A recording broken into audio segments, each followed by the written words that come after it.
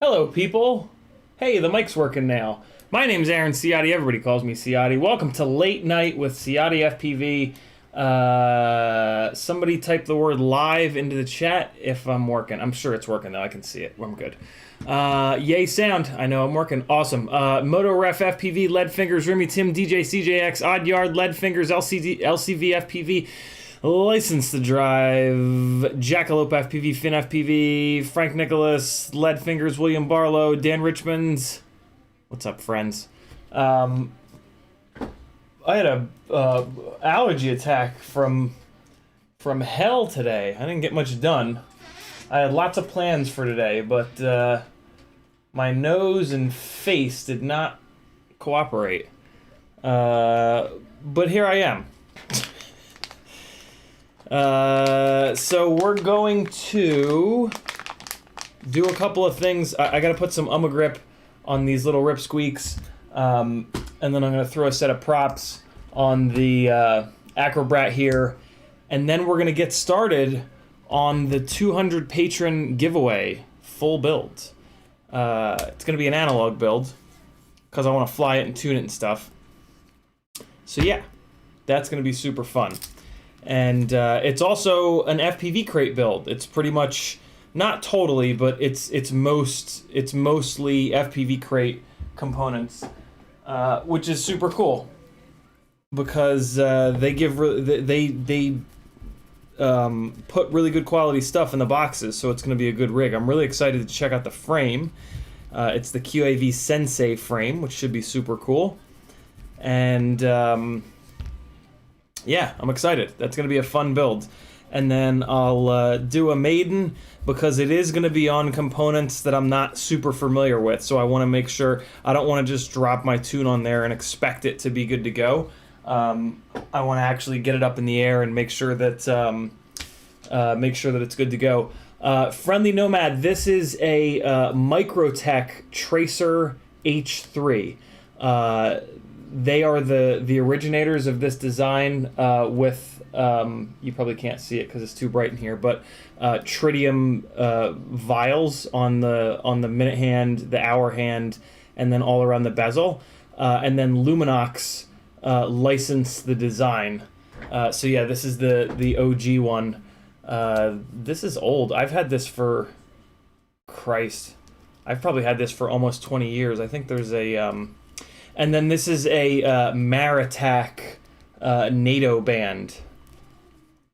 Oh, I can't look at it. That's fine. But yeah, Microtech Tracer H3. I don't know if they make it anymore. I bought this back when I was in, right when I got done with college, I believe. So yeah, that's coming up on 20 years ago, which is just scary. But hey, I'm still here, man. I made it somehow. Let me get this paused. Let me get this going here. This is my full-time job now. If you'd like to support me, head on over to CiottiFPV.com. There's a million different ways you can do that. The one thing that helps me the most is if you jump onto my Patreon, there's a ton of really good stuff going on over there, a ton of good perks. Lots of articles I've written about troubleshooting motor heat, PID tuning, filter tuning, breaking it down so that it's actually simple, so that you don't have to be afraid or confused by it. And then some gear reviews, audio versions of a lot of these live streams if it's easier for you to listen to these as podcasts. And then you're also going to get notifications every single time I stream. You're going to get an email from Patreon. You're going to get a ding over on Discord, because my Discord is a perk of Patreon, and you're going to get a notification on Facebook as well, because I have a super secret hidden Facebook group for the awesome patrons. So yeah, jump on over there and do that. Also on CiottiFPV.com, there's a link to Teespring if you want to support me by buying a t-shirt or a mug or a sweatshirt. There's a link to Fiverr if you want me to work for you. I would love to help you fly a little bit better. I'm doing flight coaching, flight instruction sessions on simulators. I'm also helping you spec out your builds if you want to know the best parts for a build so that you don't throw hundreds of dollars away on garbage components. I can certainly help you out with that. I've done that for you. And then tuning help as well. If you're having trouble getting tuned up, or you just want somebody to kind of explain to you what the hell all the different things do in the tuning, on the tuning side of this hobby, I can help you out with that as well. And then there's also an Etsy store with some really cool stickers. One of which, of course, is our best friend, the Clam Man. 諦めんなよ諦めんなお前どうしてそこでやめるんだそこでもう少し頑張ってみろよダメ目諦めたら周りのことを思うよ応援してる人たちのことを思ってみろってあともうちょっとのところなんだから俺だってこのマイナス10度のところしじみが取れるって頑張ってんだよ絶対やってみろ必ず目標達成できるだからこそネバーギブアップ Never give up. Just remember that, boys and girls. Never, never, never. What's up, FPV Trucker? How are you, man? So yeah, I'm gonna get some grip on this fella here. These two fellas here, I should say. I think I'm gonna use the new green stuff. I wish this piece was a little bit wider. It's like not quite wide enough. What if I cut it this way? What if I cut it like that? Is that too wide? Of course that's too wide.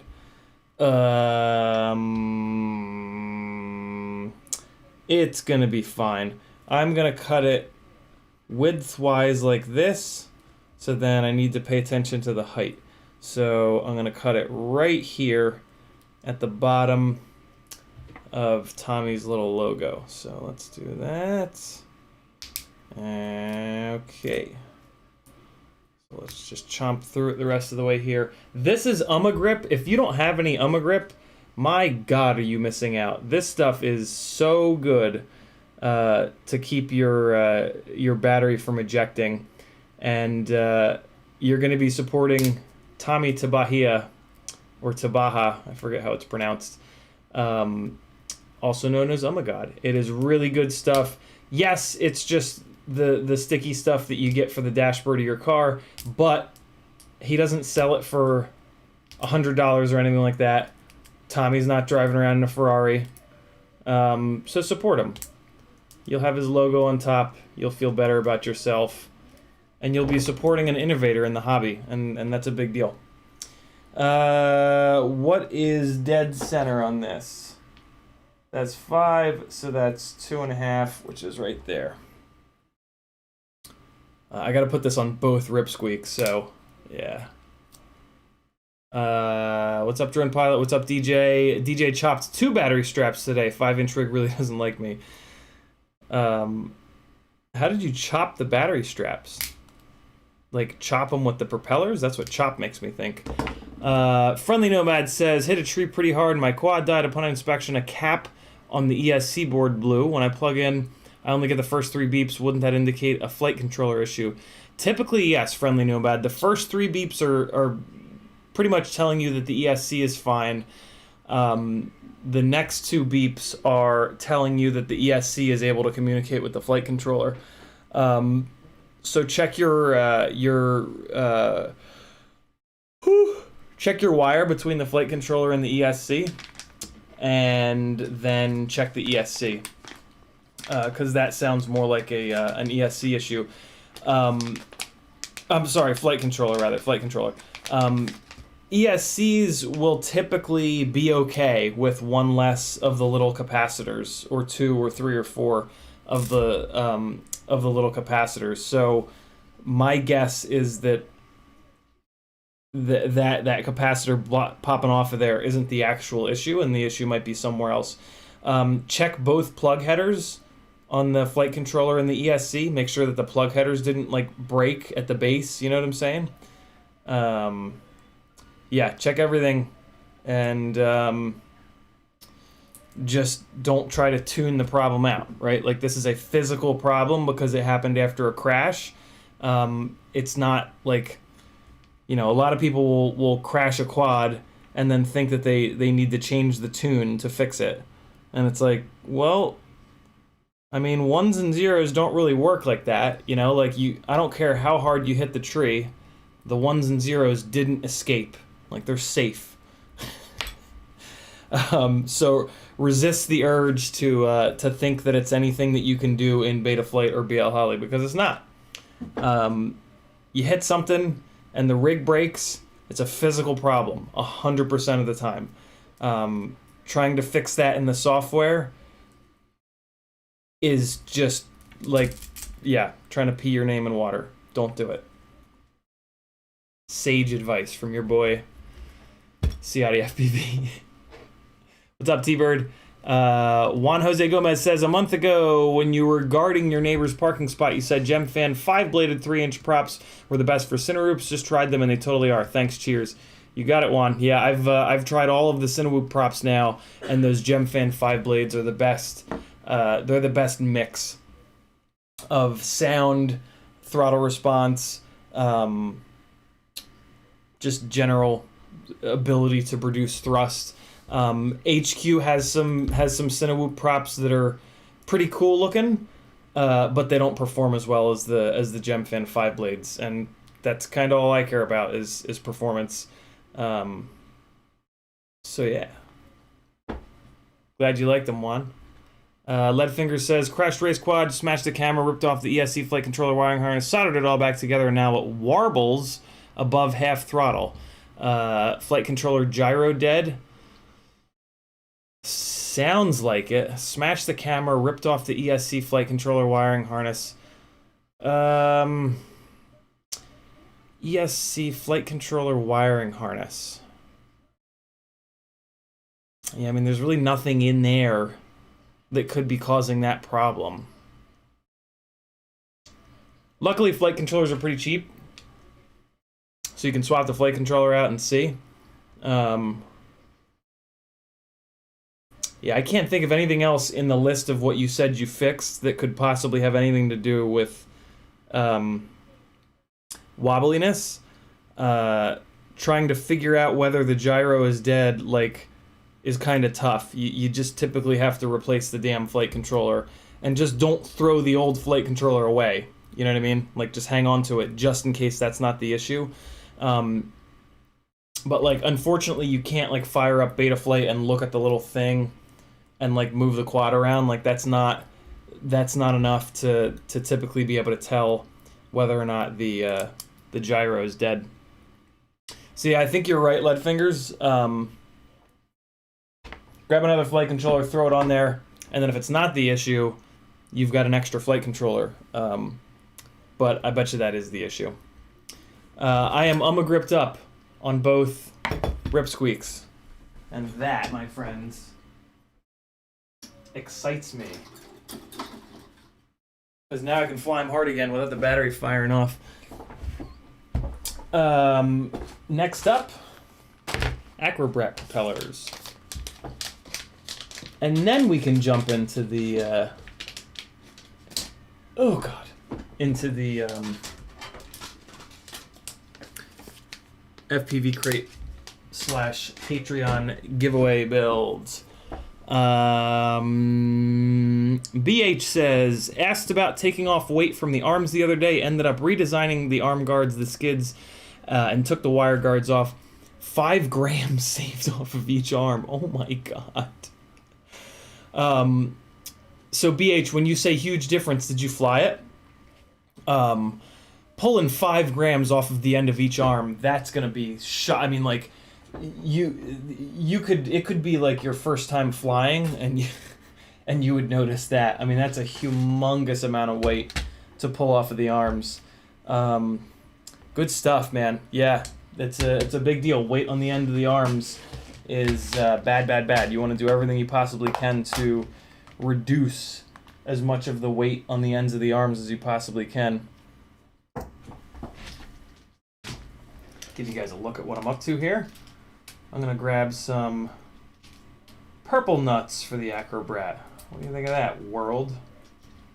Are these all the same shade of purple? Because that will drive me crazy. They are not. No, this one is darker. Ooh, there's a lighter one. What it's like to be me. For better or worse. Is that one darker? Yeah, this one's a little darker. Come on. Where's another light colored one? Oh, there's one.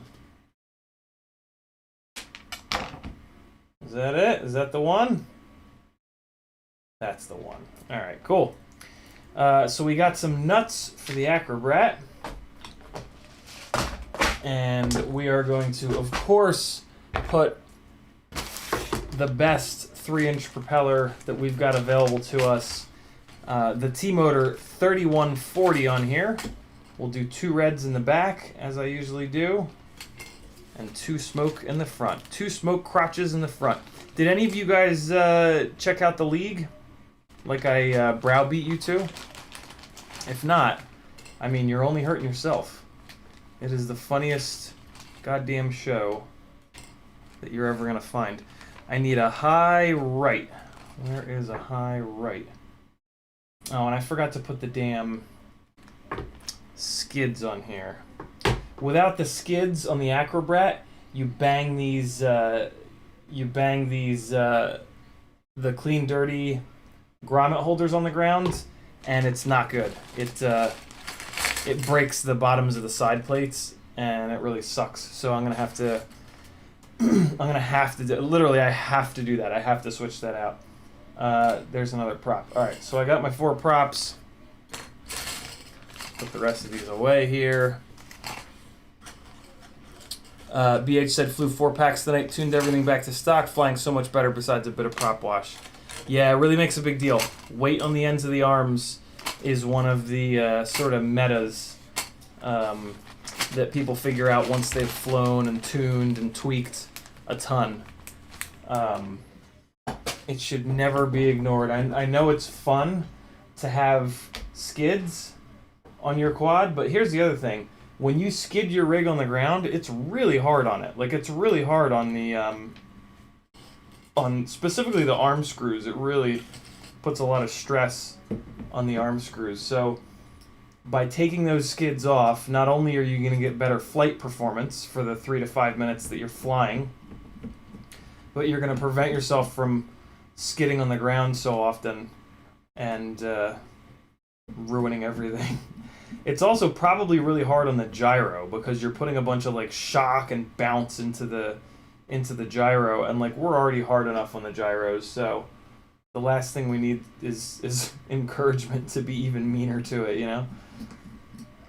So do it.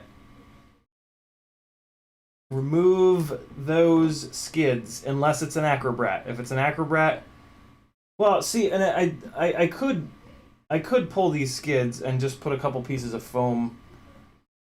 Maybe I'll do that.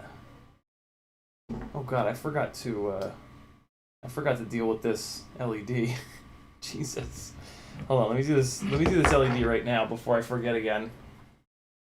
Knowing me, I'll just go out and fly it and wonder what the hell is flopping around on the bottom of the rig. Let's just get this taken care of real quick here. Alright. It's going to be sort of a chill stream that I did yoga in the park. I thought it was just going to be a half an hour, but it was an hour, and it kicked the shit out of me. So I am exhausted. But it was really, really good. I had a really good time. And then I read a little bit of How to Do the Work by Dr. LaPera.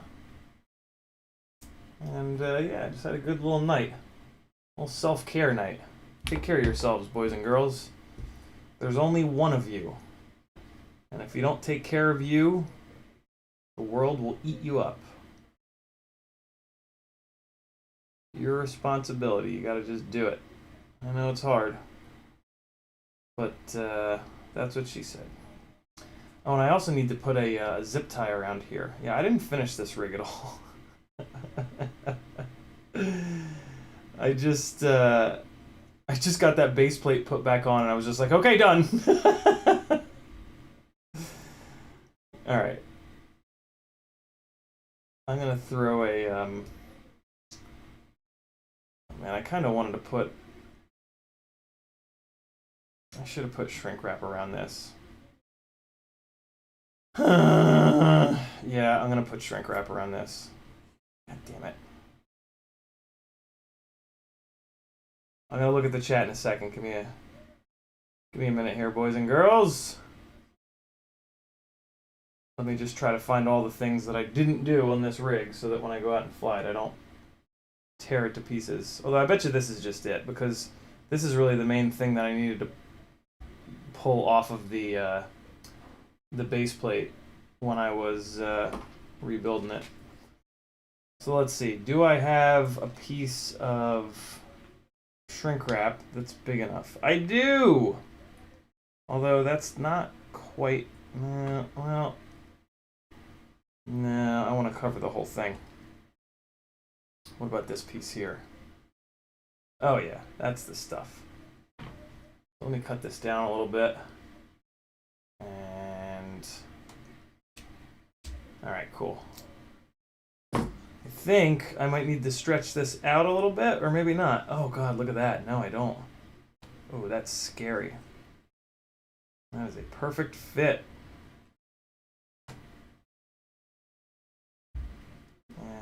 Okay. Just get that on there.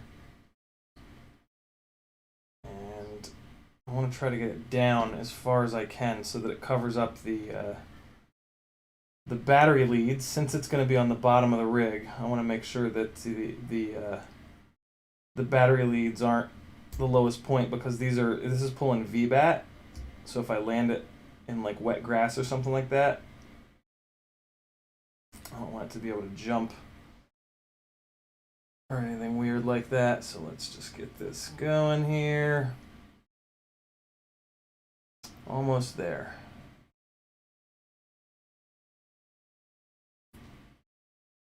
Come on. Come on, little fella. Come on, shrink wrap. Work with me here. We can do this together. Me and you. Oh, there we go. There we go. Perfect.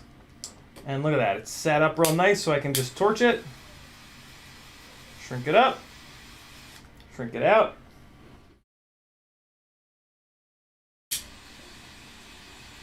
We're good to go.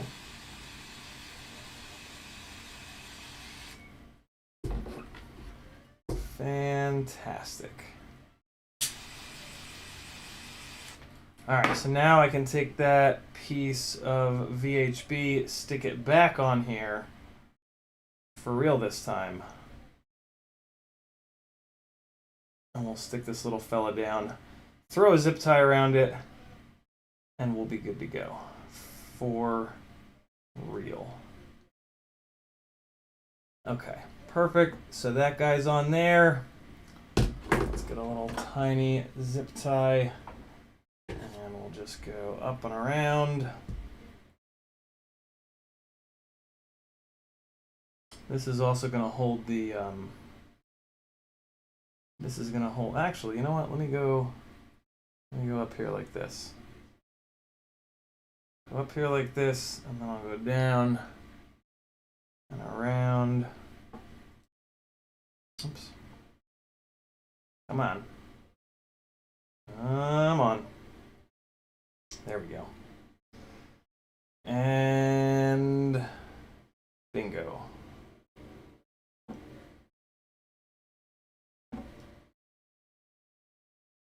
Come on, zip tie. Do zip tie things. There you go.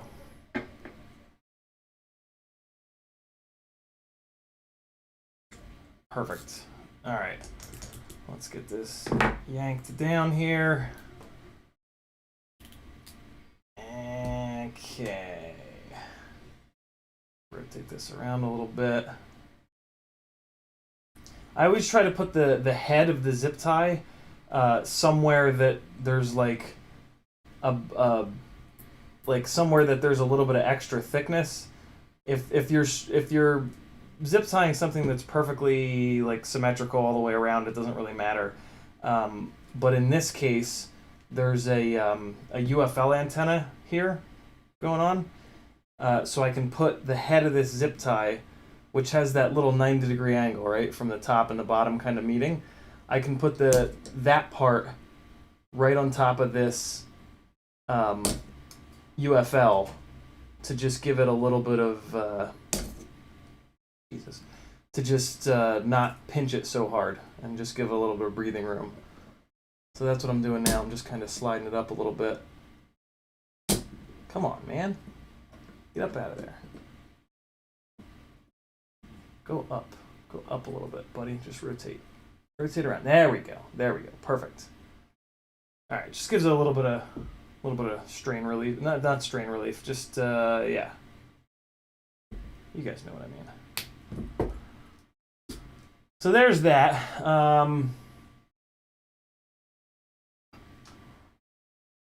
Should I put these skids on, or should I just put a couple pieces of... I'm going to put the skids on. It's fine. I have the skids. They're purple. They're cool looking.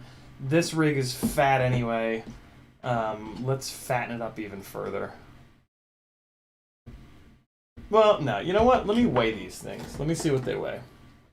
LCVFPV with a $4.99 super chat. Thank you, brother.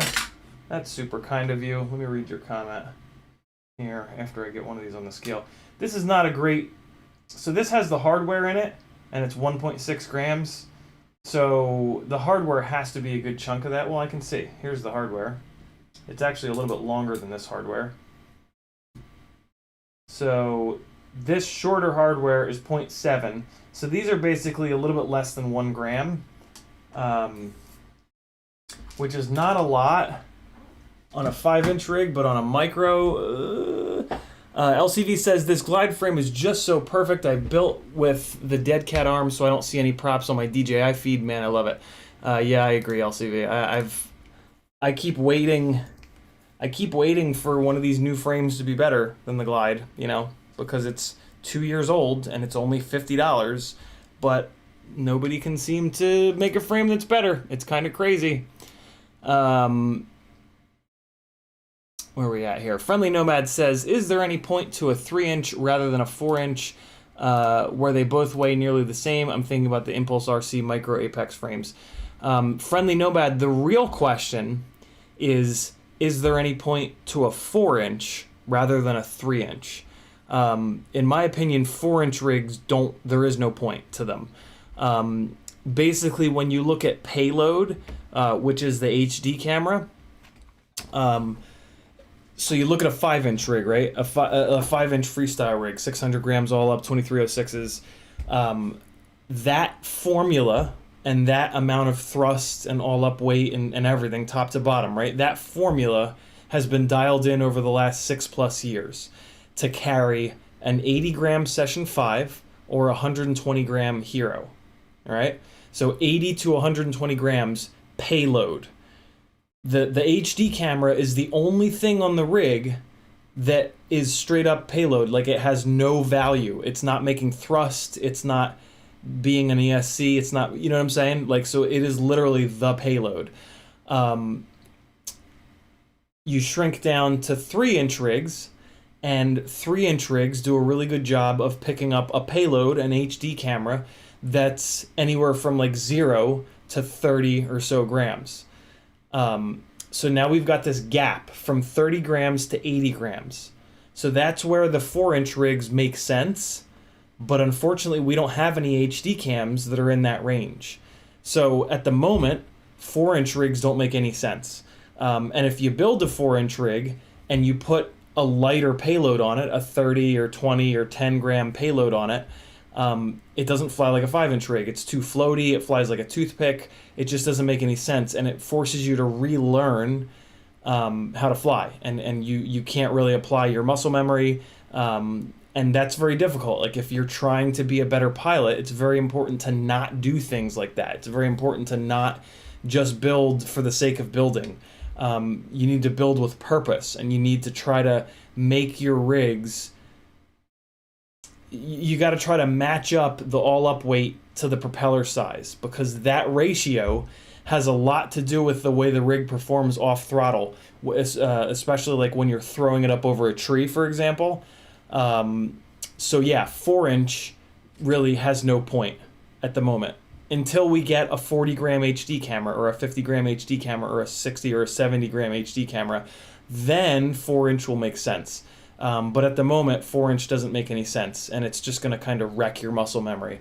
The Impulse RC Micro Apex frame is a great 4-inch frame. It's not a great 3-inch frame. It's too heavy of a 3-inch frame. So, yeah, I would kind of steer you away from that frame just because there's not a great use for it at the moment. Hopefully there will be. I would love for someone to come out with a really good 50-gram HD camera. But until they do... there's really no reason for 4-inch or for that frame. That frame, as well as the QAVS Mini, both of those frames are too heavy for 3-inch. You end up with a 3-inch rig that's like a similar weight to the Acrobrat, which is like between 250 and 280 grams all up, which is just too much. at least with the Acrobrat, you get the benefit of the clean dirty system, so that you can have a little bit less or hopefully no jello in your HD feed. The Impulse RC Micro Apex, it's just heavy for the sake of being heavy, basically. It's also, the arms are too thick on it, and that's going to lead to you breaking tons of motors.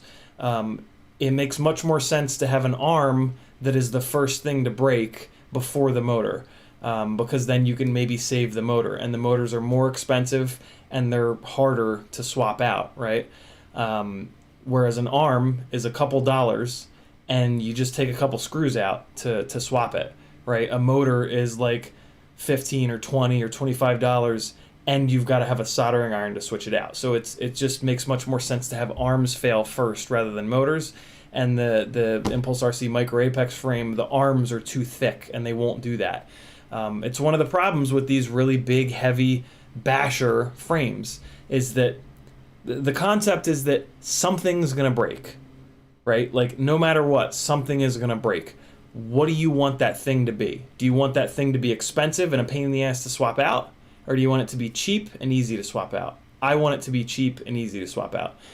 So I build frames where the arms on a really hard slam are going to let go before the motor. So if I get into a big nasty wreck and the motor hits first, I want the motor to be able to survive, and when the arm breaks, it absorbs a bunch of that energy that would have gone into the motor. If the arm is bulletproof, it's going to put all that energy into the motor, and the motor is wrecked. That's sort of, yeah, that's kind of high-level stuff. Like, you don't really start to realize that until you've flown thousands and thousands of batteries and crashed hundreds and hundreds and hundreds of times. Because every frame is different, every person crashes a little bit different. So yeah, it's that comes with a lot of experience. Or you come to some gangly bastard's live stream and he tells you that. Remy Tim is in the house. He's hoping to get out snowboarding one last time. Very cool. Leadfinger says, I missed the rates rant last night. Looking forward to hearing it again tonight. I run 500 max 130 center or 500 max 160 center, depending on the track. That's interesting. I usually suggest that people don't switch their rates. Like, I usually recommend that you like figure out a rate profile that works for everything and don't change it, because changing your rates is going to really make, you're going to literally have to learn two completely separate, I don't know how to word it, but muscle memories in your head. And that's going to be tough. So, I mean, that would be my first sort of possible recommendation. Freestyle rates, one of the ways that I like to help you guys dial them in kind of depends, right? So I don't do flips and rolls anymore. Like, I don't just do a 360 degree roll or a 360 degree flip anymore. Once you've done those a couple thousand times, you're kind of just like, okay, I'm a little bored of that. But most people are not. Most people still do flips and rolls. And there's a really cool little hack to getting your max rotational rate perfect or correct or whatever. And you can do it in the goggles or you can do it line of sight. And you just take the quad off, you blip the throttle, and you do a flip, and you see where it lands. You start the flip perfectly level, it flips around, and if it lands perfectly level, you're good. Your max rotational rate is correct. All of our brains have like a pacing. Like, we push the stick over, we move the stick back. When we push the stick over, each one of our brains has a specific like amount of time, 0.64 seconds that we hold the stick over before we return it back to center. So what you can do is just take it, and again, you can do this in the goggles, because when you land the roll in the goggles, you're going to see, is the horizon level or not? And you just look, you just do a whole bunch in a row. You do like 10 right flips in a row, and you just notice when you end the flip, is the horizon dead level or is it crooked? And if it's crooked, you want to just think, did I over-rotate or did I under-rotate? If you over-rotated, you want less max degrees per second. If you over rotated, right, and conversely, but then you got to do it to the other side. And sometimes when you do it to the right, you'll over rotate, but then when you do it to the left, you'll under rotate. So in that case, you need to decide, like, either you fix your brain, right? Like either you fix your brain and your thumbs, or you pick a max rotational rate that's in between, so that you only over rotate a little bit on one side and you only under rotate a little bit on the other side. And then you do it with pitch as well. Front flip, see where you land, back flip, see where you land, and just move your max rotational rate up and down until every single time you do a flip or a roll, it lands as close to flat as possible. That's super easy. That's like the easiest possible way to set freestyle max rotational rates. I don't actually do that because I don't do flips and rolls anymore. I don't do full flips and rolls anymore. So for me, my max rotational rate is more based around, I do halves a lot, to just like snap inverted. So I tune it with that. Or I do a lot of these, like I get a head of steam up and then I snap back so that there's like an object, like if I'm standing and I'm about to fly by myself, I'll fly by myself and just like as I go past myself rotate, but it happens like very fast. It's just like boom, like you coordinate the sticks over in either direction and it just whop, and it's just a really cool look. And that's one of the other ways that I set the max rotational rate, so that rotation lands flat. So I'm going flat ahead, I snap backwards, and it's still flat. I also use P gain and feed forward to tune that a little bit, but that's like a half an hour conversation. And then so also you try to use Betaflight actual rates. They are the best rate. They're the best. The way that they sort of influence each other but don't influence each other so much is just perfect. Like the center sensitivity is really heavy on the center. The expo is really heavy in the middle of the stick travel. And then the rotational rate, you just dial your number in. So for me, it's 700. And they influence each other a little bit, but not too much. Betaflight rates, KISS rates, Flight 1 rates, those three different values have much more of an influence on each other than they really should. And the actual rates are just kind of like next level. So definitely use actual rates. For me, I set my center sensitivity down as low as it'll go on the actual rates, which is a value of 10, so that if I'm in the middle of the stick travel, it's just like super sensitive and super soft. And it also helps when I go from like right to left, or top to bottom, or bottom to top, or left to right. The springs in your transmitter, like one spring unloads and the other spring starts loading up, so that when you cross the center point, there's always like a notch. And having that center sensitivity nice and low, it hides that little notch that you just naturally get when you move your stick from one side to the other. And then your expo is just all you. Luckily, you can adjust the expo in the OSD, but don't get carried away. Don't like fly one battery, change the expo, fly another battery, change the expo. Put like 4 or 5 batteries in and then change the expo. Or better yet, put like a week of batteries in and then change the expo. Expo is all about using the middle of the stick travel. So the center sensitivity is just dead center. The max rotational rate is when you're all the way out on the plastic. Expo is everything in between. So Expo is fiercely individual for all of you guys. And it's where you spend most of your time. Like if you put a little stick cam down on your transmitter, you'll see you spend all of your time in Expo. And the number is going to adjust how much or how little rotational rate you get when you're in that middle of the stick travel in that Expo.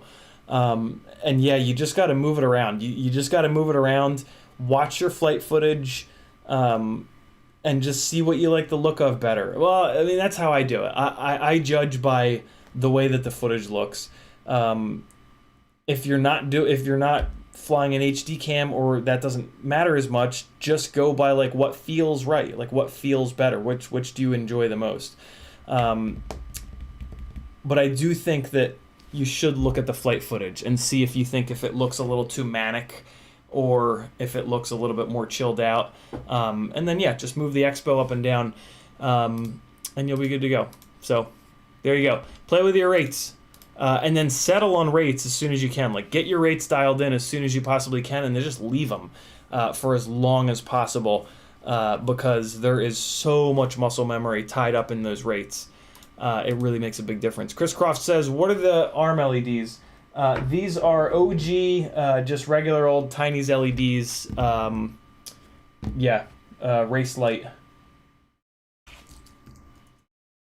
Race light, race wires.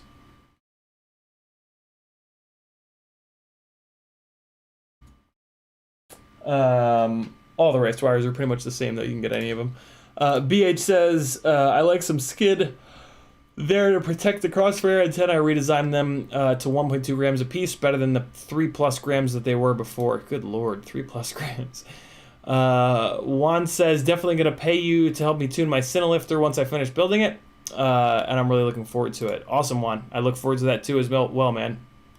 That'll be a cool little challenge. I haven't worked with anybody on a big rig like that before, so that's pretty cool. Solo is here. He says, what's good? Is it the weekend yet? Almost. Drone Pilot says, when you find a frame that's great, it's so hard to move away from it. I use one particular frame for 7-inch because of vibrations being so low. Very true. RC Ritter says, so what's the idea prop? I think he meant to say ideal prop size for just a Vista Pro 3 to 5 minutes of high performance 3-inch. It's kind of all about all up weight as well, RC Ritter. I can't, I don't know what a Vista build weighs. My guess would be that it's going to weigh like maybe 220 to, well, I mean, it depends. See, it depends on everything else, right? It depends on what frame you pick, but for me, I have found if you want your micros to fly like 5-inch rigs, which is to say to fly perfect, you want your 3-inch props to be anywhere from like 190 grams to 210 grams all up weight.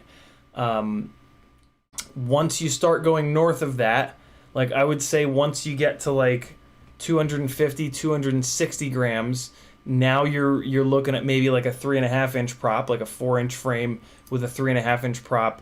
And then if you keep going, if you get up to like 300 grams, now you're looking at like a 4-inch propeller.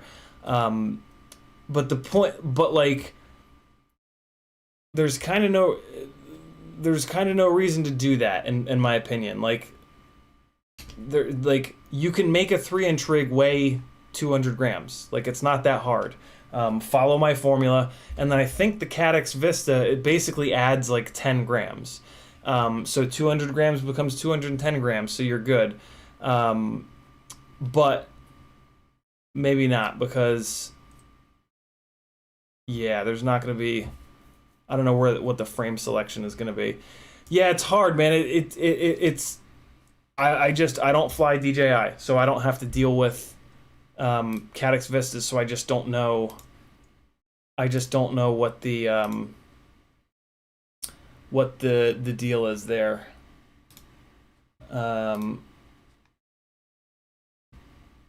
LCVFPV, I did just get your email. Thanks for reminding me, because I got to remember to check this Gmail. I set up that Gmail and then I forgot to check it. I do have your email though.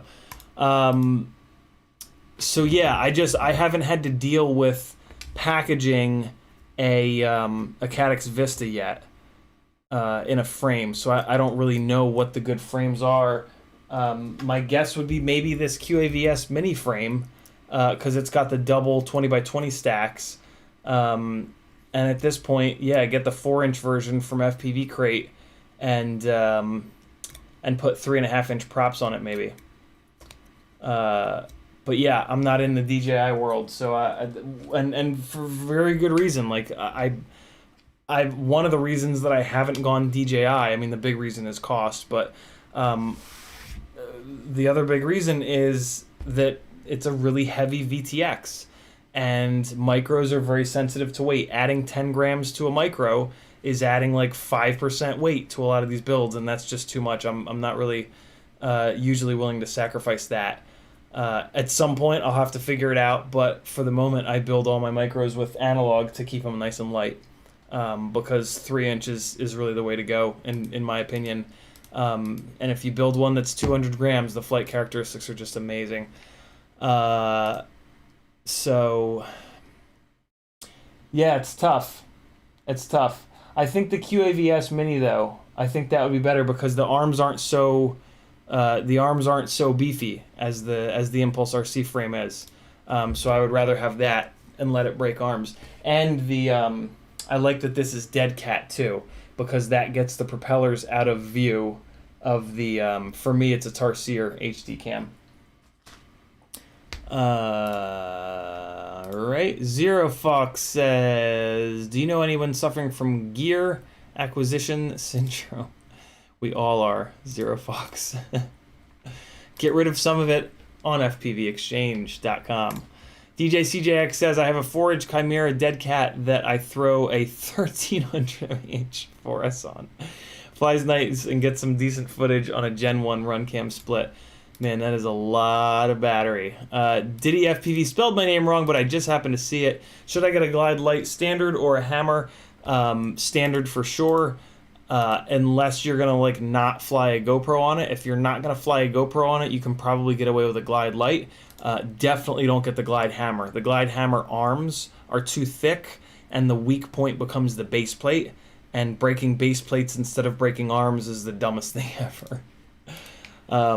The Glide Hammer was an attempt, but yeah, the arms are just too strong, unfortunately. Drone Pilot says, "All my radio profile rates are the same for all rigs. Some can't reach it. Very large rigs, but I know the feel for it. I know the moves exactly autonomously, as you say, muscle memory." Remy Tim says, "Yeah, it's supposed to snow here this week." My God. Xenakis is in the house. Speaking of FPV Exchange, what's up, Nevin? He says, "You should do a short on rates. Very concise and lots of good tips there." Yeah, I plan on it. I'm just exhausted. I'm not gonna clip it from tonight because I'm just exhausted. But do me a favor. Somebody ask me about rates tomorrow, and I'll go through that whole spiel again, and then I'll clip it out and make a short. I got to get back into making shorts. I had like 1 week where I did a whole bunch and it was really, really good. And I've just kind of been slammed since then, so I haven't had a chance. But I got to get back into Premiere and start downloading some of these episodes and just chopping them up. It doesn't take that much time, but it takes time. It doesn't take time to chop them up. It takes time to then export them in both 4K and 1080, so I can use one for Instagram, one for YouTube, and then I got to make thumbnails for them. And then like it's just this big... Yeah, it's never as easy as it as it should be. Airband says, "I'm flying my Apex 5-inch right now. What's the best way to tune for proxy?" Flying proximity. Gotcha. I mean, there's no real way to tune for proximity. It's more you just have to fly. It's more just like you just have to fly. Yeah, there's no difference in tune. I mean, tuning is tuning. Like tuning is setting the rig up so that it deals with the inherent flight problems, like prop wash, like arm drops. So yeah, tuning is tuning. You're never going to change anything about the tune dependent upon the location that you're flying at. So yeah, no changes for proximity flying, Airband. License to Drive says, "Nearly 4 years ago when I was mainly flying micros, to get footage better than DVR, I was using 4-gram 720p 30 cameras. Not great, but vastly better than goggle recording." Yeah, I tried a lot of different little tiny lightweight cameras way back when, and man, they all... The biggest issue that I had with them is that they were just not durable at all. I would fly them for a couple batteries, I would crash, they would blow up. It's really nice that we've now got some actual somewhat reliable HD solutions for micros that don't just explode every time you crash them. Metadertskin says, "I have actual rates with the center turned way down, but I feel like the yaw authority in the center got a lot worse and had to turn it back up a bit on yaw only. So the rates are never going to affect the yaw authority. The P gain and the feed forward are the only things that are going to affect the yaw authority. In terms of if you were just pushing the stick and not getting enough yaw, not getting as much yaw rotation as you wanted, you could also work with expo. You could run a little bit less expo on yaw, but I'm actually not a fan of doing that. I'm pretty solid on match all of your rates up and then make your thumbs do the work. Because if all of your rates are the same, then all of the rotations are going to be the same on all axes. So if like, and this becomes really important, I work during the flight coaching and flight instruction a lot with people on coordinating or cross coordinating and coordinating their sticks. And if your rates are different on yaw versus pitch and roll, well, for you guys it would be yaw and pitch and roll. If you have different rates on those, you can't just move your thumbs the same amount to properly coordinate or cross coordinate. You have to move the yaw a little bit and then the pitch a little bit extra. And it just leads to a non-even ratio. We're very used to moving the roll stick a lot. We're not used to moving the yaw stick a lot. And I think it's a better bet to force yourself to learn to use move the yaw stick more than to try to patch it in the rates, because by running different roll versus yaw rates, you're never just going to have this nice simple one-to-one when it comes to coordinating and cross-coordinating. And what I've found the more that I've flown is that coordinating and cross-coordinating, that's one of like the really kind of like, once you've flown thousands and thousands of batteries, that's one of the things that you really start to get better at. And it's one of those things that kind of separate really good pilots from shockingly good pilots. So that's kind of my take on it. All that being said, Drew Camden, Ladrib, runs different yaw and roll rates. So no wrong answers, no right answers, just different ways of doing it. My approach, though, is to leave them all one-to-one so that you've just got a natural relationship between, the yaw and the roll rates. Drone Pilot says, mine is 720, just works for me, and Expo is very large. I want to have very precise adjustments. Took me a year to find my favorite amount. Yeah, finding rates takes a long time. YouTube just did the thing. Damn you, YouTube. Damn you, YouTube. Oh my god, I am way behind. Okay. Time to go fast. Oh my god, where was I? Come on. There we go. Nabiersner with a $10 super chat. Thank you, man. Super generous of you. He says, I think I'm going to get a Tiny Hawk 2 Freestyle as my first quad. Do I need a right-hand circular polarized or left-hand circular polarized on my goggles to use it? I'm a little confused and probably overcomplicating it. Not overcomplicating it. They probably just don't say. Right-hand circular polarized is the norm. So pretty much any rig that comes with a non-linear antenna, like a linear antenna. Here's a linear antenna. This is a linear antenna. This does not have any polarization, and it doesn't work as good.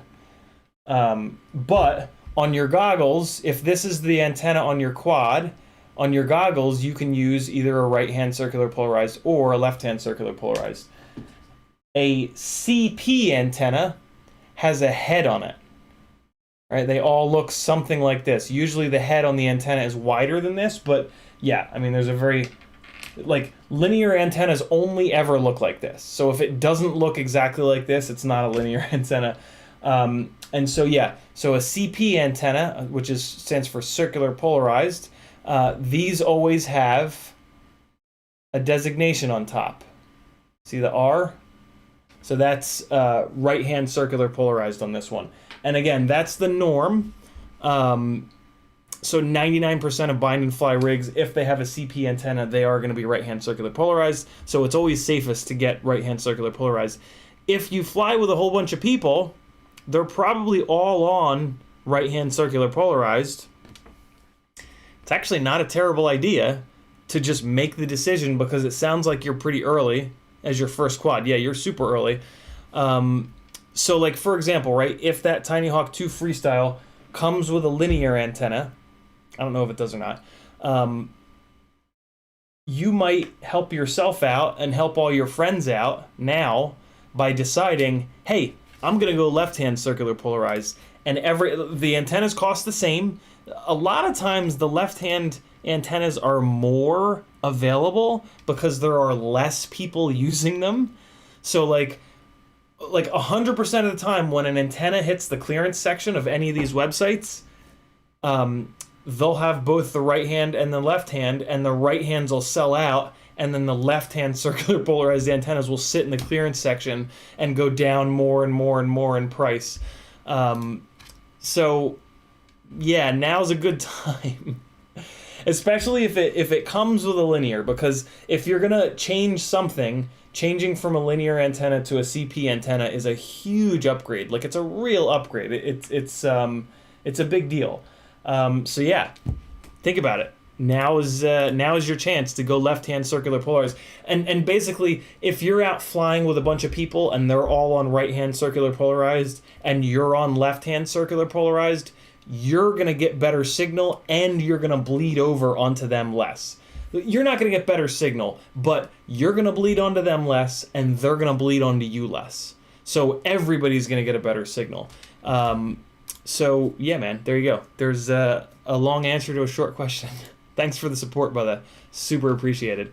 Metaldirtskin says, just as a data point, I have a micro alien that I squeeze a nebula into. All up weight is 195 with 1504s and a 454S. Yeah, so there you go. You can put, you can get HD into rigs and still not go over 200. And those 1504.5s, those are kind of, I mean, they're not heavy, but they're big motors. They're a big motor. You can put like a 1306 in that's a little bit lighter and shave a little bit of weight off. I wouldn't recommend it, but Tiago says, is my quad builded? Soon, Tiago.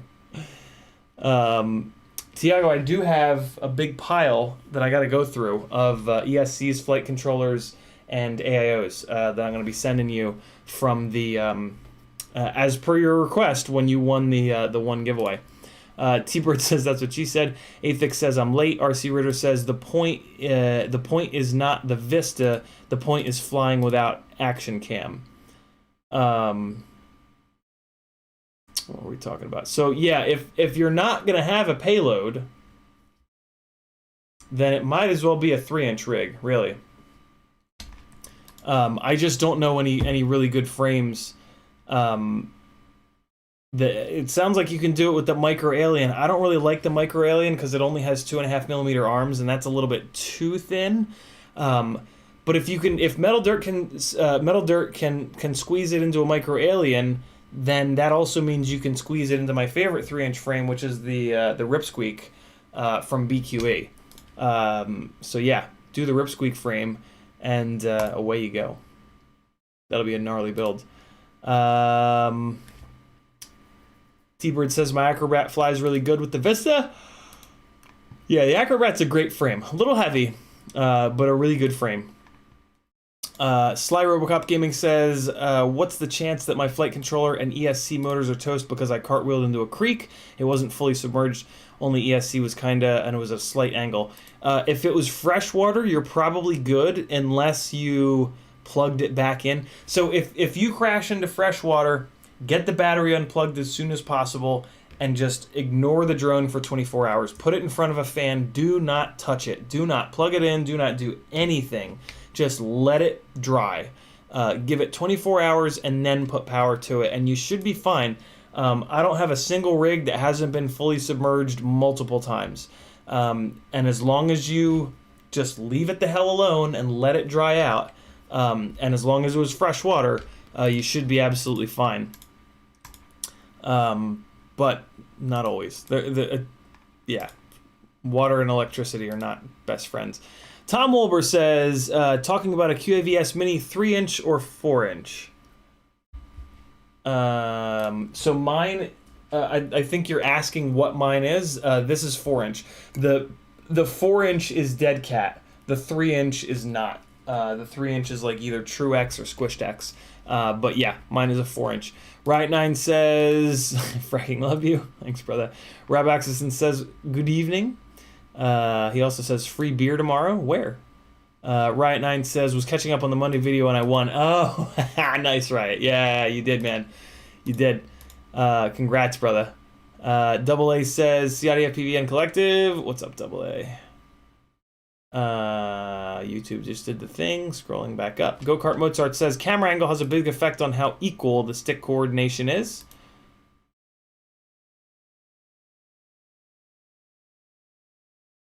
Interesting. I never thought about it in that respect. Rate. Huh. And I can't really wrap my head around it at the moment, to be honest. On the yaw. This. Interesting. Yeah, I never really thought about that.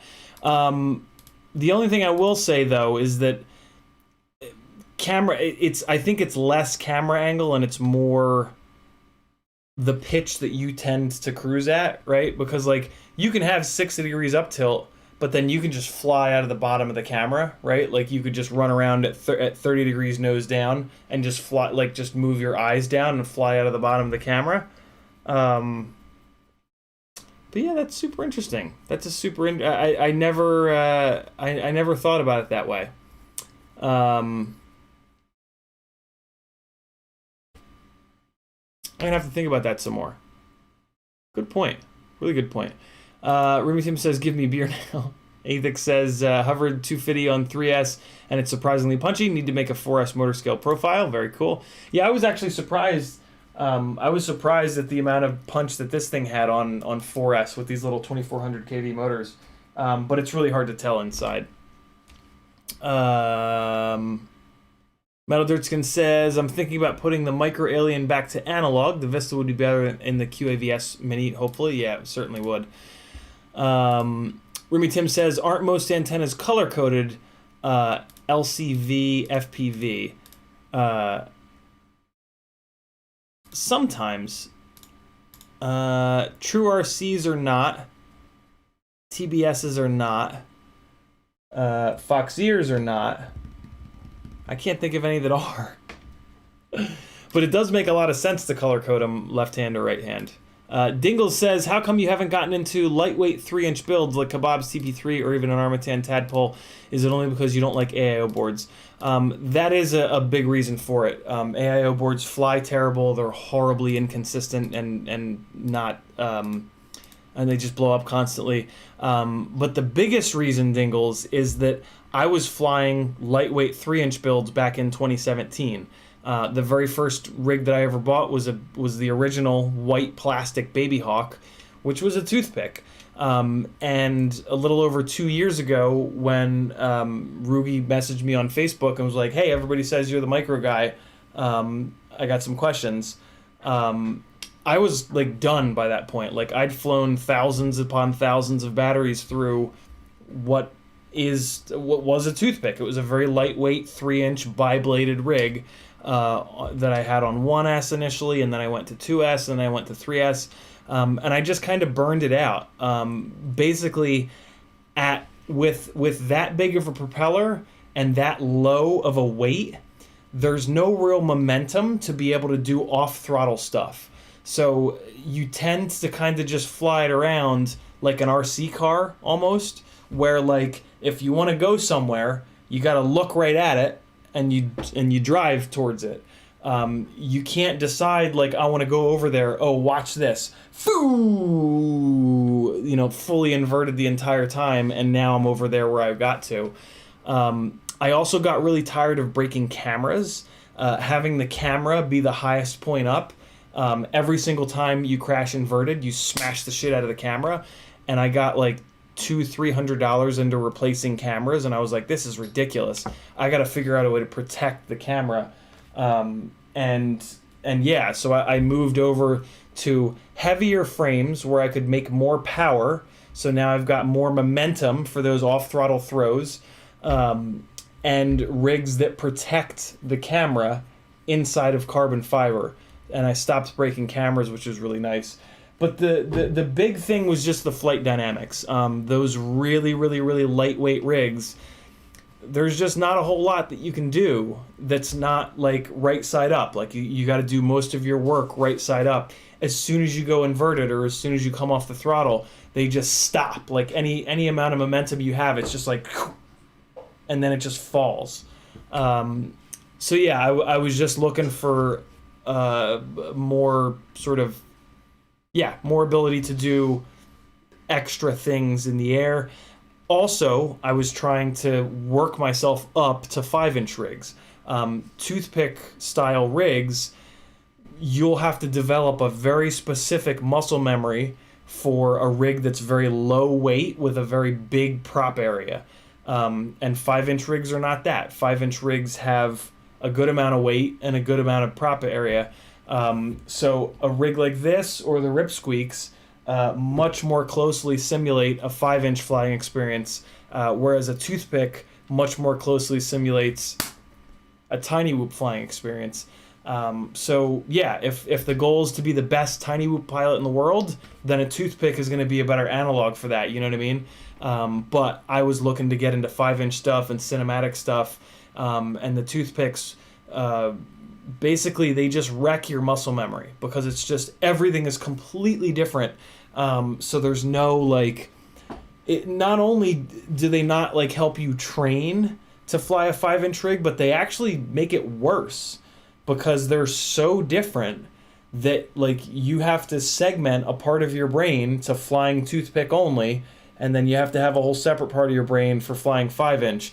Whereas building 3-inch rigs the way that I do, those parts of your brain are a lot closer together. They're not exact, but they're close enough together where it doesn't, like, basically when I would fly the really lightweight 3-inch rigs and then I would fly my 5-inch rig, I would fly the 5-inch rig like crap and I would crash constantly and it was just a nightmare. Once I started building heavier, more powerful 3-inch rigs that were more durable, when I would switch between them, I wouldn't fly the 5-inch like a complete moron. There was still some adjustment, but there was a lot less of an adjustment. Really good question. Where did that question go? Come on, YouTube. You're fucking killing me tonight. There it is. Really good question, Dingles. Metaderskin says, yeah, higher cam angle, the more yaw you have to mix in. It'll only be equal at 45 degrees, rates being the same. And for me, because I put my pitch in for you guys, it's here. I have my pitch angle in my OSD. I find myself, like, before I do the snap look back, I typically push down into like 40, 50, 60 degrees of nose down. So that's probably why it works really well for me. And like when I'm really going for it, I'll see myself at like 35, 40 degrees of pitch. So that actually makes a lot of sense. License to Drive says the higher the camera angle, the more the yaw control behaves like roll control from the camera's point of view. Yeah, very true. Very, very true. To really lock that into your head, guys, go into the simulator, because in the simulator, in Velocidrone, you can use the bracket up and down buttons to change your camera angle on the fly. It's really slick. It's a really good way to kind of figure out what up tilt that you want to run. BeepTube says the left-hand circular polarized True RC Singularity is great. Oh, you're right, BeepTube. You're right. You're right. Yep. I've never bought one. I totally forgot about that. Tiago says, I changed the meditation to first thing after I wake up. Seems to help keep focus way better than middle morning. I was really good about doing it when I first woke up for a while, and I've fallen off the wagon. But I'm doing it like all different times of day, which is interesting. BH says, I have Vaz antennas. Black is right hand and gray is left hand. So there you go. Vaz does the color coding thing. Rumi Tim says TBS antennas are, Lumineer antennas are, Vaz antennas are. What does TBS do? Black and gray? You know, it's funny. I just don't pay any attention to left hand to LHCP antennas. That's funny. You guys are totally right. I was completely wrong. I was just thinking like, oh yeah, no, they're all black. Nope. It's just I only look at the ones that are the right hand. Rumi Tim says singularity is color coded red for right hand, gray for left hand. And then we got Bob Noxious saying what's up. All right, let's go back to work.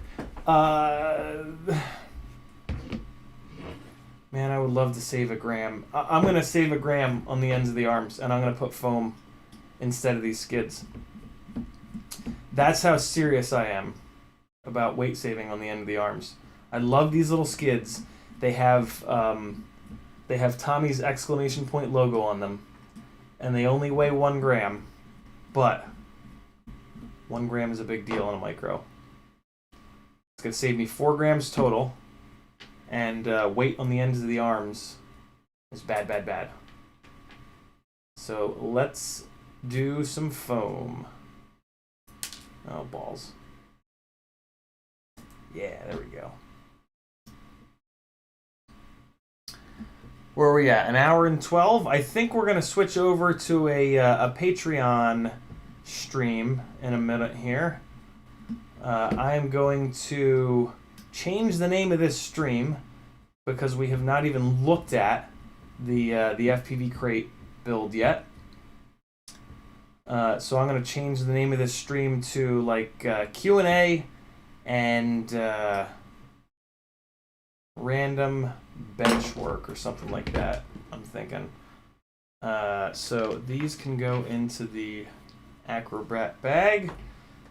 This fella, we are going to finish up working on this little guy though. Let's put some foam on the fetuses and then we'll wrap it up.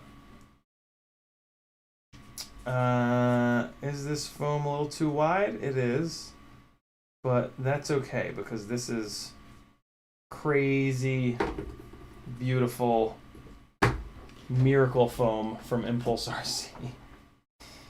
So let me go, I'm going to do 1 centimeter. This foam is so good that it's actually hard to cut. Come on, you bastard, cut. And come on. Hey, there we go. All right.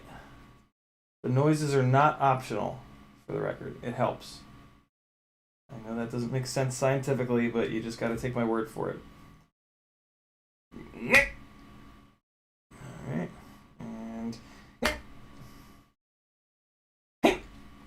okay. All right. Got a little groove going.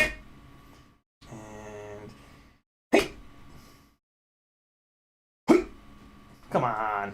Ooh, that was an ugly one. That is an ugly piece of foam. Alright, last one. Oh my god, come on, Impulse Foam.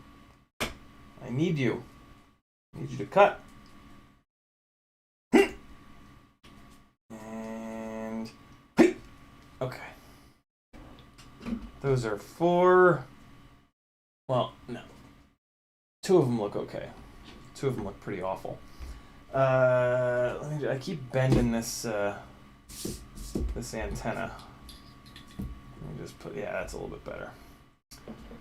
So let's wipe my disgusting finger grease off the main parts of the arms here, and then we'll stick this foam down, and we will transition from a public stream over to a Patreon only stream. If you would like to be able to get yourself another hour or 2 of content from me each and every day, you're gonna have to give me $3 of your dollars each and every month. That's just the way it works, man. I need to be able to eat and get some health insurance and buy a car at some point here. You can do that by heading over to CiottiFPV.com. The very top button is Patreon. Jump into the Patreon. And for $3, which is 10 whole cents a day, You can join the collective with most of the awesome people in the chat right now. And there's a ton of benefits in there. I guarantee you I'll save you more than $3 a month. So if you want to, good opportunity to make some money, I'm helping you out with that as well. Help you out with your quad, help you save some money in life. It's a full service experience with me. All right. You've entered to win giveaways. There's all kinds of good stuff going on, man. You're going to love it. You're going to love my nuts. That's better. This piece was a little bit too wide, but that's okay. It can overhang a little bit. Alright, we got those two. Let's take care of these rears, and then we'll slap some T-Motor 3140s, the only 3-inch props you should be buying, onto this thing. And we will wrap it on up here for the day. Give you guys a little outro with some flight footage in a minute. Okay. This, again, this is the Impulse RC foam. It's made by some company in Australia. And, like, the adhesive that they use is incredible. But the big thing is that however the hell they bond the adhesive to the foam itself is like ridiculous. That's the problem with the cheap shit foam feet that you can get off of Amazon, is that they use 3M adhesive, so the adhesive sticks to the carbon, but then the foam just rips off the adhesive, so you just have the adhesive left. Impulse found this foam from a shop in Australia, and it's like incredible. But unfortunately, the only place you can get it from is Impulse, and they're in Australia. So to get it here to the US, the shipping is kind of nuts, but it's worth it. I bought a whole bunch of it at once, and now I have enough for, I don't know, 6 months maybe? I bought so much of it that I bought them out of stock. I hope to hell that they get it back in stock. If I bought... I got kind of worried because I was hoping they would have a ton of it, but they didn't. So I thought, you know what? I'm going to buy as much as I possibly can. I have to assume they'll get it back in stock because it's really good stuff. I am rapidly running out of these short zip ties. I just found another thing that I didn't do, which is I didn't put zip ties on this rig, on the race wires. I put VHB on the bottom of them, which works pretty well, but a zip tie works even better. Well, a zip tie with the VHB is what you want to do. Because having these things pop up and off is not a good day. Alright. That little guy. I always make sure that I think for a second about the direction of rotation of the prop. If the prop comes around here, I don't want it to hit the head of the antenna, so I put the head of the antenna on the opposite side of the arm from where the propeller could potentially hit it. Which you can kind of decide that after the fact, because, you just rotate the zip tie, but another little thing to think about. If the head of the zip tie is on the same side, the prop can come around and get hung up on the head of the zip tie, and that sucks because then you have to take the walk of shame. Anything I can do to not have to take the walk of shame, I will. As I'm sure you lazy bastards can understand.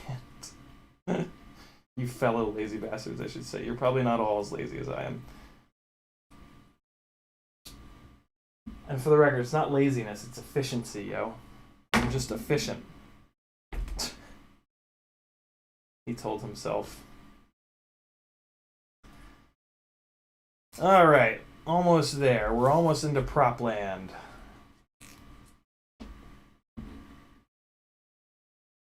Oh boy. Okay. Come on. Yeah, whatever. It's fine.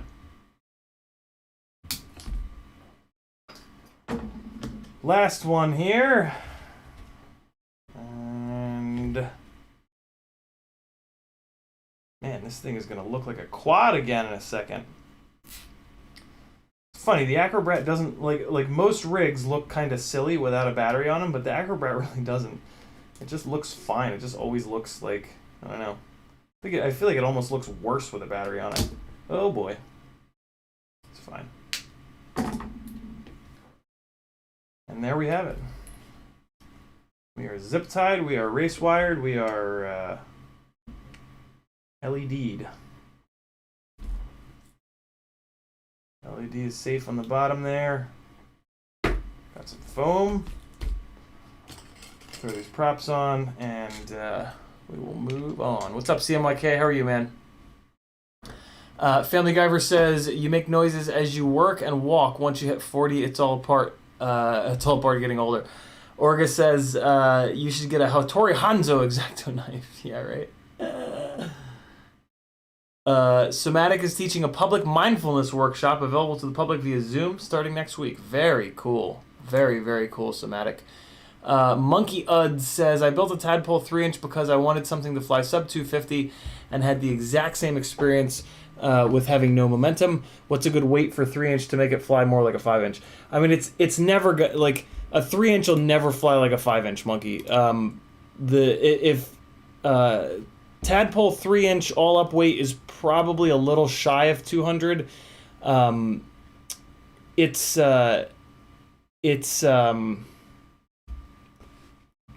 kind of a sliding scale. Like by the time you get up to 250 grams all up weight on a 3-inch prop, unfortunately what starts happening is when you come off the throttle, the damn thing falls out of the sky like a sack of hammers.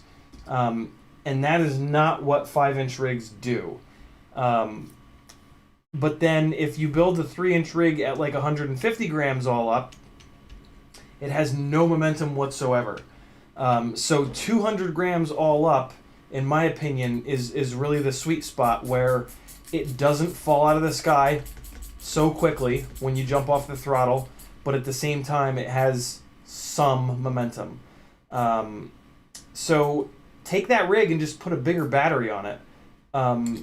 And the other thing too is, like, I fly fairly lightweight 5-inch rigs, so that my rules are not going to apply 1-to-1 for everybody. If you fly like an 800 gram all up weight 5-inch rig, then a 250 gram 3-inch rig might actually be a better analog for you. You guys all need to sort of figure that out on your own. But yeah, 200 grams, in my opinion, is the best mix of some momentum, but also the right amount of float. That's really what the balance is momentum versus float. All of that being said, a 3-inch rig will never fly like a 5-inch rig because mass is mass, momentum is momentum. A rig that's 600, 700 grams is going to be able to push more air 100% of the time than, when you're off throttle at least, than a rig that weighs even 300 grams. Even if you built a 300 gram 3-inch rig, it's still not going to fly anything like a 5-inch rig. But it's going to very drastically not fly like a 5-inch rig when you come off the throttle, because it's going to accelerate towards the ground like a fucking rocket ship. So yeah, that's where that 200 gram all up weight comes from, is it's the best mix of the same amount of float and as much momentum as possible.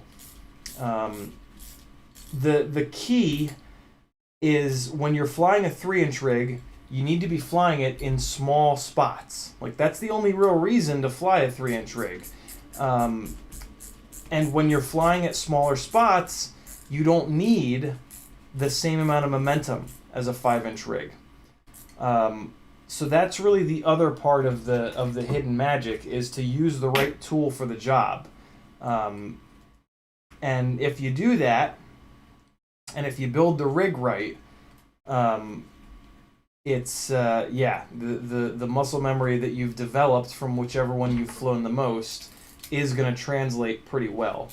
For me, that's 5-inch. I have more flight time on 5-inch rigs nowadays than I ever will with 3-inch rigs. So for me, I gear everything towards that. But if you know your spots are all small, or you just prefer 3-inch rigs more, you should build your 5-inch rig to be really lightweight, because then it'll mimic the 3-inch rigs that you fly more, right? So just judge everything based off of like what you fly more often, and you'll be happy. Acrobrat is back in duty. Hopefully. I haven't plugged the battery into it yet, but should be good. Maybe I plugged the battery into it. Who knows? I only broke the base plate though, so it should be absolutely fine. Cool. Acrobrat again. Look at that. I can put it up on the wall and forget all about it. That's not true. I don't fly it super often, but it is a really fun rig to fly, and I have a big long background with Acrobrats. I was involved in the prototyping and whatnot. It's oh man, it's out of camera. It's right over there. It's that one. You can just see a little bit of it. There it is. Up there in the... Oh wait, no, there it is. It is in camera. It's this one. It's this one right here. Yeah. Yeah. Oh no, now it's out of camera again. There we go. Nope, there's none of it in there. Oh, that's sad.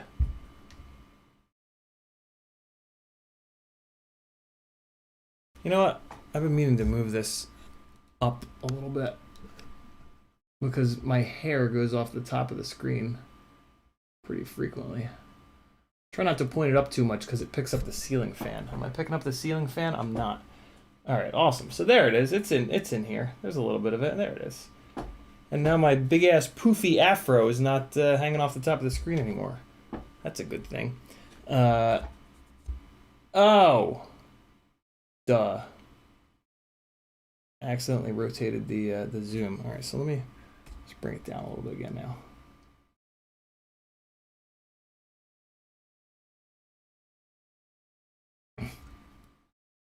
Hey, there we go. There it is. Acrobrat is back. Friend is back. Move that a little bit. Did I bump it again? There we go. All right. I'm going to wrap up this public stream. We're going to jump over to a Patreon-only stream. If you'd like to join us, it's going to cost you $3 whole. It's 10 cents a day, and I do stream every single day for the patrons. A lot of other benefits. You're going to get onto my Discord server. You're going to have special text rooms over there. You're going to get daily notifications through email, Facebook, and Discord when I stream. You're going to get access to all the really cool articles that I've written about PID tuning, filter tuning. I post like clearance deals in there. There's giveaways, like somebody is going to win a full like $300+ build, because when I went over 200 patrons, I had a goal where I would give away the shirt off my back and a full build. So yeah, jump onto my Patreon, help me get some health insurance here this year, and I'll see you patrons in a minute. Friendly Nomad with the last question tonight. He says, "What's your favorite quad that's less than 5-inch?" At the moment, the BQE Rip Squeaks that we put grip on at the beginning of the stream, but pretty soon I'm gonna have my own 3-inch frame, and that's gonna become my favorite. Hopefully it's good. So yeah, there you guys go. And if you want more info on those Rip Squeak builds, just go to my previous live streams. There's like a dozen live streams where we did those builds from scratch. So lots and lots and lots of good content there. Here comes some flying and some copyright-free music, because I can't be bothered to do actual edits. I do on-the-fly edits at the end of all the live streams. Here you guys go. I'll see you in a minute over on the Patreon specific stream. We'll hang out for another like hour or two, I think. Come on. Where's some actual flying? Here's some actual flying. Alright guys, see you in a minute.